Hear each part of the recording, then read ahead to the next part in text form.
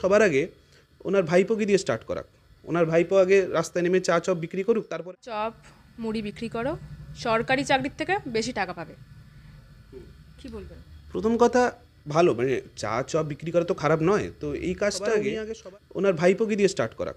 ওনার ভাইপো আগে রাস্তায় নেমে চা চপ বিক্রি করুক, তারপরে আমরা অনুপ্রাণিত হয়ে করব। সেই কাজটা তো আমরা কখনো দেখলাম না। তৃণমূলের কোনো নেতাকে বা তার ছেলেকে তো আমরা দেখলাম না চা চপ বিক্রি করতে। তাদেরকে সব কয়লা চুরি করতে দেখলাম, বালি চুরি করতে দেখলাম, শিক্ষা দুর্নীতি করতে দেখলাম।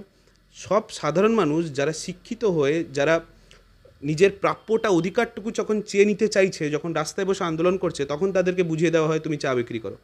আপনার ভাইপোকে কেন আমার না পুজোর সময় যে বলেছিল গলায় কেটলি নিয়ে চানাচুর বিক্রি করতে, ঘুগনি বিক্রি করতে, ভাইপো করুক, একবার করে দেখাক কীভাবে করতে হয়। আমরা শিখতে চাই, সত্যি করে শিখতে চাই। গোটা শিক্ষা ব্যবস্থাকে শেষ করে দিয়ে, শিক্ষা ব্যবস্থাকে দুর্নীতিগ্রস্ত করে দিয়ে, এবং শুধু শিক্ষা ব্যবস্থা নয়, তুমি একটা জিনিস জানো নিশ্চয়ই যে আমাদের বেসিক যে নেসেসিটি হয়, শিক্ষা বলো, স্বাস্থ্য বলো, বাসস্থান বলো এবং খাদ্য, এই চারটা তো একটা মানুষের বেসিক নেসেসিটি। একটা পশ্চিমবঙ্গের মুখ্যমন্ত্রী, একটা রাজ্যের মুখ্যমন্ত্রী এই চারটা মানুষের বেসিক নেসেসিটিকে পুরো শেষ করে ধ্বংস করে দিল। শিক্ষা থেকে দেখো বলো, আজকে পার্থ চট্টোপাধ্যায় জেলে, খাদ্যতে বলো জ্যোতিপ্রিয় মল্লিক জেলে ছিল, এখন তো মোদির দয়া বেরিয়েছে।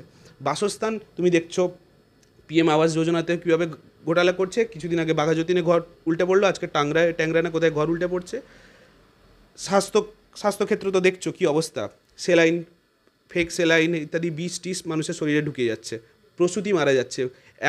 একদিনের বাচ্চা যে প্রথম পৃথিবীটা একদিনের জন্য দেখেছিল, তাকেও এদের দুর্নীতির জন্য চলে যেতে হচ্ছে।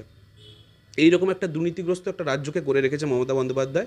তারপরে আমাদেরকে, আমরা যারা শিক্ষিত সমাজ যারা বলবে আমাদেরকে চাকরি দাও, যেটা চাওয়ার অধিকার আছে, কারণ মমতা বন্দ্যোপাধ্যায় ভোটের সময় বলেছিলেন তোমাদেরকে ডবল ডবল চাকরি দেবো। যখন সেই চাকরিটা আমরা চাইতে যাই, তখন উল্টে এসে বলবে না তোমরা ঘুগনি বিক্রি করো, তোমরা চা বিক্রি করো। চা বিক্রি করে খারাপ কিছু নেই, কিন্তু যারা চা বিক্রি করে, যারা ঘুগনি বিক্রি করে, আপনি তাদের যে প্রাপ্য, তাদের যে অধিকারটুকু, তাদের ছেলেমেয়ে যে স্কুলে গিয়ে পড়বে, একটা স্কুলে, সরকারি স্কুলে আপনার বাৎসরিক না মাসিক কিছু একটা বেতন 240 হবে, আমার ঠিক জানা নেই, 240 টাকা। সেই 240 টাকা দিতে গিয়ে একজন রিক্সা চালকের বাবা কিছুদিন আগে কোনো একটা গ্রামে, আমি ঠিক নামটা ভুলে যাচ্ছি, রিক্সা চালকের বাবা 240 টাকাটা জমা দিতে পারেনি বলে তার মেয়ে, 14 বছরের মেয়ে, গলায় দড়ি দিয়ে আত্মহত্যা করেছে আমাদের এই বাংলায়।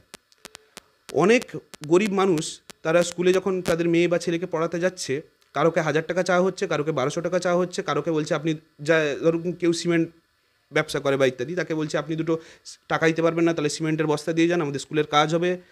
এইভাবে দিনের পর দিন দুর্নীতি করে চলেছে। শিক্ষা ব্যবস্থাকে শেষ করলো, স্বাস্থ্য ব্যবস্থাকে শেষ করলো, প্রসূতি মারা যাচ্ছে। এরপরে আর আমাদের কি দেখতে বাকি আছে? আর কতটা চুরি করলে, আর কতটা দুর্নীতি করলে নরেন্দ্র মোদীরা মমতা বন্দ্যোপাধ্যায়কে কেজরিওয়ালের মতো জেলে পাঠাবেন, সেটা আমরা জানতে চাইছি, সাধারণ মানুষরা এখন জানতে চাইছে।